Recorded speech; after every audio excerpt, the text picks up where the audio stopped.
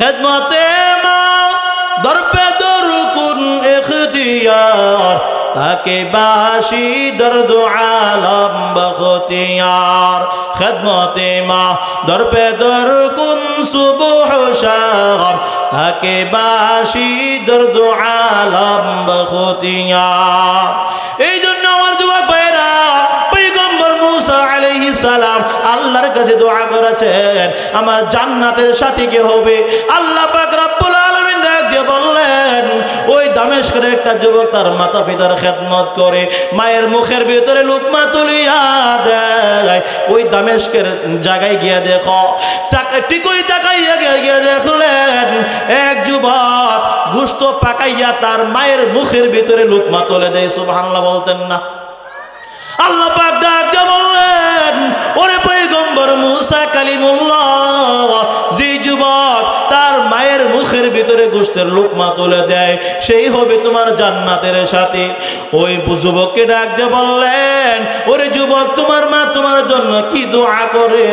ওই যুবক বলে জমানার পয়গম্বর মুসার সঙ্গে যেন আমি সাথে হয়ে যাই জান্নাতে হয়ে যায় সেই দোয়া করে। পয়গম্বর মুসা আলাইহিস সালাম ডাক দিয়ে বললেন ওরে যুবক বন্ধু আমি তো হলাম জমানার পয়গম্বর মুসা কালিমুল্লাহ। বলেন আমরা যদি কোনো কাজ করি তখন আমাদের একটা উদ্দেশ্য মাকসাদ আছে না নাই? আমি যদি বাজারে রওনা হই তাহলে আমি বাজার করব, আমি যদি খেতে যাই তখন কৃষি কাজ করব, আমি যদি কোনো কাজে লিপ্ত হই তখন অবশ্যই তার একটা উদ্দেশ্য আছে না নাই? বলেন আল্লাহ পাক রব্বুল আলামিন ডাক দিয়ে বলেন ও বিশ্বজগতের মানুষেরা আমি আল্লাহ তাআলা এই বিশ্বজগতের মধ্যে মানব জাতি এবং জিন জাতিকে বানাবার একমাত্র কারণ আমি আল্লাহ তাআলার ইবাদত। বলেন কার ইবাদত? আল্লাহ তাআলার ইবাদতের জন্য আল্লাহ পাক মানব জাতিকে বানাইলেন। এই কথাটাই আল্লাহ পাক কোরআনে বলেন ওয়ামা খালাকুতুল জিন্না ওয়াল ইনসা ইল্লা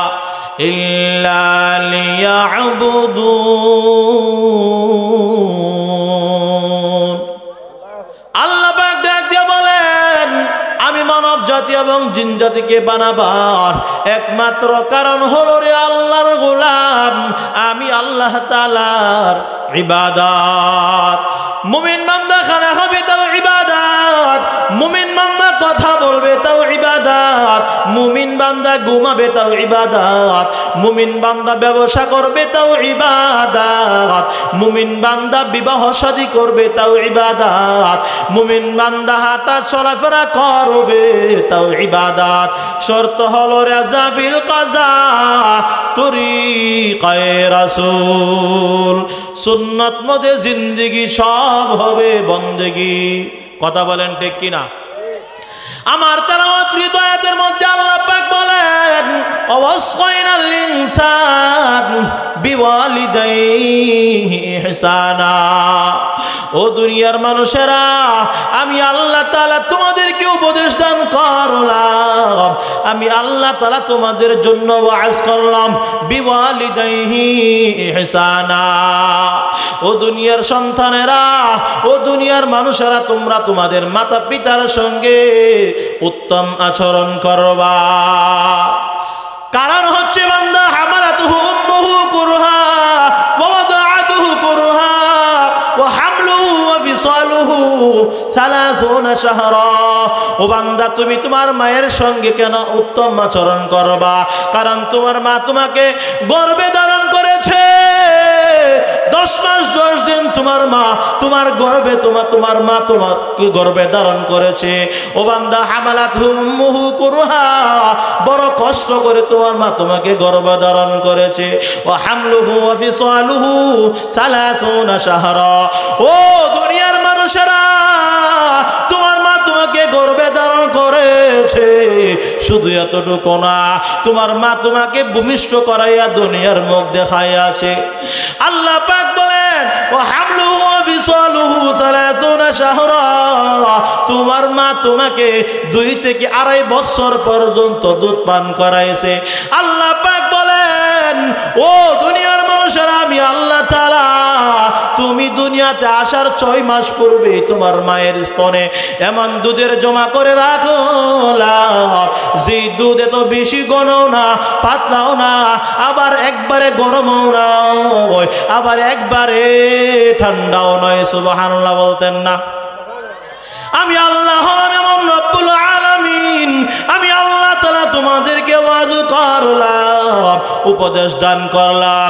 আল্লাহর নবীর একজন সাহাবী আবু হুরায়রা রাদিয়াল্লাহু আনহু প্রশ্ন করলেন, মান হাক্কু বিহুসনি সাহাবাতি ইয়া রাসূলুল্লাহ, ওগো আল্লাহর নবী, আমার সবচেয়ে সর্বাধিক উত্তম আচরণের যোগ্য কে? আমি সবচেয়ে উত্তম আচরণ কার সঙ্গে করব? আল্লাহর নবী বললেন, উম্মুকা উম্মুকা উম্মুকা, ও আবু হুরায়রা, তোমার মা তোমার মা তোমার মা 3 বার বললেন। সুবহানাল্লাহ বলতেন না? ও দুনিয়ার মানুষেরা, আমি আল্লাহ তাআলা তোমাদের মায়ের সঙ্গে উত্তম আচরণের জন্য উপদেশ দান করলাম, কারণ তোমার মা 3 গুণ বেশি কষ্ট সহ্য করেছে। সুবহানাল্লাহ আসতে বলবেন? আর জোরে বলেন না? আল্লাহর নবী কেন 3 বার বললেন? একজন মানুষের পেটের মধ্যে যদি 2 কেজি 2.5 কেজি ওজনের একটা কাঁঠাল বেঁধে দেন, তখন তার চলাফেরা কষ্ট হবে না আরামের হবে? কত বলেন? আমার পেটের মধ্যে যদি 2 কেজি 3 কেজি ওজনের একটা পাথর পেটের মধ্যে ঝুলাইয়া দেন, তখন আমার কষ্ট হবে কিনা বলেন? একটা বাচ্চা লালন পালন করা কত কষ্ট একমাত্র মাতাই বোঝে। আল্লাহ পাক রব্বুল আলামিন বলেন, 4th নম্বরে তোমার বাবার কথা বলা হলো, কারণ হলো তোমার বাবা তোমার মা 3 গুণ কষ্ট বেশি সহ্য করেছে। আল্লাহর নবী ঘোষণা দিয়া বলেন, হুমা নারুকা ওয়া জান্নাতুকা, ও দুনিয়ার উম্মতেরা, তোমার মা বাবা হলো তোমার জান্নাত, তোমার মা বাবা হলো তোমার জাহান্নাম। সুবহানাল্লাহ বলতেন না? একটু জোরে বলেন না? অর্থাৎ ও দুনিয়ার উম্মতেরা, তোমরা যদি তোমাদের মাতা পিতাকে খুশি করতে পারো, তাহলে তোমার কপালে জান্নাত চলে আসবে। আর মাতা পিতার খেদমত যদি না করো, তাহলে তোমার কপালে জাহান্নাম। তাহলে আমরা জান্নাত চাই নাকি জাহান্নাম? আপনার কষ্ট হচ্ছে? আর জোরে বলেন, আমরা সকলে কি চাই? সকলে জোরে বলে কি চাই? আল্লাহ পাক আমাদের সকলকে জান্নাতি বান্দা হিসেবে কবুল করুন, বলেন আমিন। আল্লাহর নবী ঘোষণা দিয়া বলেন, রিদার রাব্বি ফি রিদাল ওয়ালিদাইন ওয়া সাখাতুর রাব্বি ফি সাখাতিল ওয়ালিদাইন।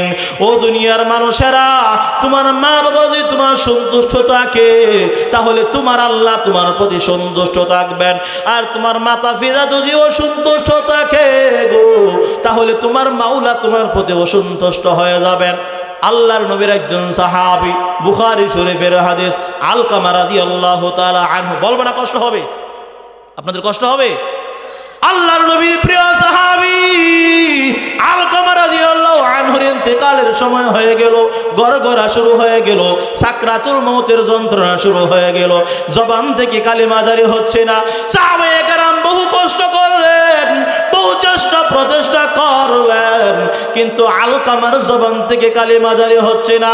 নবীকে সংবাদ জানানো হলো, ওগো আল্লাহর নবী, আপনার প্রিয় সাহাবী আলকামার জবান থেকে কালিমা জারি হচ্ছে না। আল্লাহর নবী নিজে চলে আসলেন, কিন্তু চেষ্টা করেও কালিমা জবান থেকে বের হচ্ছে না। আল্লাহর নবী রাহমাতুল লিল আলামিন পর্দার আড়াল থেকে ডাক দিয়ে বললেন, ওগো আলকামার আম্মা জান, বলো বলো তোমার মনে কোনো কষ্ট আছে কিনা? আলকামার মা পর্দার আড়াল থেকে ডাক দিয়ে বললেন, ওগো আল্লাহর নবী, এই আলকামা আমার কলিজাটাকে বোনা করে ফেলছে, আমাকে বহু কষ্ট দিয়েছে, এই কষ্ট আমি তাকে ক্ষমা করতে পারবো না। আল্লাহর নবী ডাক দিয়ে বললেন, ওরে আলকামার আম্মা জান, তোমার সন্তান জাহান্নামে আগুনে জ্বলবে, তোমার সন্তান জাহান্নামের আগুনে পড়ে ছারখার হয়ে যাবে, তুমি কেমন করে সহ্য করবে? আলকামার আম্মা জান ডাকে বললেন, ওগো আল্লাহর নবী, আমার সন্তান জাহান্নামের আগুনে জ্বলবে, আমি মা হইয়া কেমন করে সহ্য করব? আমি আলকামার মা, আমি আলকামাকে মাফ করে দিলাম। সুবহানাল্লাহ বলেন। পরক্ষণে আলকামার জবান থেকে কালিমা জারি হয়ে যায়। ও আমার যুবক ভাইরা, মায়ের মনে কষ্ট দিলে, বাবার মনে কষ্ট দিলে বেঈমান হয়ে মরতে হবে গো ভাই। এই জন্য আমার যুবক ভাইদেরকে বলবো, নতুন বিবাহ করে নতুন শ্বশুর শাশুড়ি পাইয়া, নতুন শ্বশুর শাশুড়িকে বলে আম্মু, শ্বশুরকে বলে আব্বু, আর পুরাতন মাতা পিতা, যেই মা তাকে গর্ভে ধারণ করেছে, যেই বাবার ঔরসে তার জন্ম হয়েছে, ওই মাতা পিতাকে ভুলে যায় এমন সন্তান জগতে আসে না নাই? কথা বলেন। এমন সংবাদ আসে, সন্তান বিদেশের জমিনে আছে, বাবা বলতেছে হুজুর আয়ে বিয়ে পাস করাইলাম, ওই দুইটা সন্তান আমাকে খোঁজ খবর নেই না, আমার খোঁজ খবর নেই না। আমি বলবো, ওরে বাবা, আপনি কেন আপনার সন্তানকে কোরআনের তালিম দিলেন না? আয়ে বিয়ে পাস করাইলেন, ওই সন্তান আবার হুজুর বলতেছে আপনাকে যা দিয়েছি গো বাবা সব আমাকে ফেরত দেন না। আউযুবিল্লাহ বলেন। বাবাকে তো খোঁজ খবর নেই না, উল্টো বলতেছে আমি যা দিছি তা ফেরত দেন। ওই নিমক হারাম সন্তান দুনিয়াতেও হতভাগা, মরণের পরেও জাহান্নামের আগুনে জ্বলতে হবে। এই জন্য আমার যুবক ভাইদেরকে বলবো, মা বাবার সঙ্গে উত্তম আচরণ করা লাগবে, মুরব্বিদের দোয়া নিতে হবে গো ভাই। আর যাদের মাতা পিতা নাই, অন্ধকার কবরের পাশে দাঁড়াইয়া আমি যখন রব্বির হামহুমা বলবো, আল্লাহ পাক আসমান থেকে ঘোষণা দিয়া বলবেন, ওরে আমার ফেরেশতার দল, ওই মাতা পিতার সন্তান তার মাতা পিতার জন্য সন্তান হইয়া দোয়া করে, আমি আল্লাহ তাআলা ঘোষণা দিলাম ওই সন্তানের দোয়ার বরকতে আমি আল্লাহ তাআলা মাতা পিতার জিন্দেগীর গুনাহ মাফ করে দিলাম। খেদমতে মা দরপে দরকুন ইখতিয়ার, তাকে বাসি দর্দ আলম বখতিয়ার।